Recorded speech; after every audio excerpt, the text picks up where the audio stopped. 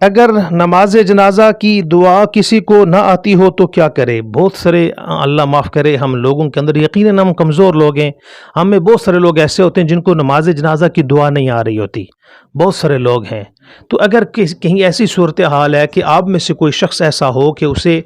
نماز جنازہ کی دعا نہیں آ رہی، تو اب اگر وہ امام کے ساتھ آ کر نماز جنازہ میں شریک ہو گیا،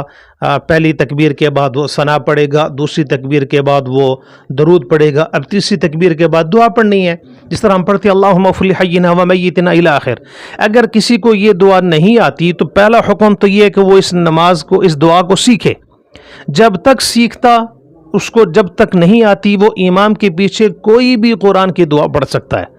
اللہم اغفر لحینا الی آخر جو دعا پڑھی جاتی ہے، اگر یہ کسی کو نہیں آتی تو وہ امام کے پیچھے یعنی نماز جنازہ کے اندر اس دعا کی جگہ کوئی بھی دعا پڑھ سکتا ہے، ربنا آتنا، ربنا ظلمنا، قرآن کے اندر جتنی بھی وہ دعائیں آتی ہیں، کوئی ایک دعا بھی پڑھ لے، اس کی نماز جنازہ درست ہوگی۔ بعض فقہاء نے لکھا کہ اگر وہ دعا بھی نہیں آتی تو کم سے کم اتنا بھی اگر وہ پڑھ لے اللہم اغفر ہو، کہ اللہ اس کی مغفرت فرما دے، تو اس پر بھی اس کی نماز جنازہ ادا ہو جائے گی، درست ہوگی۔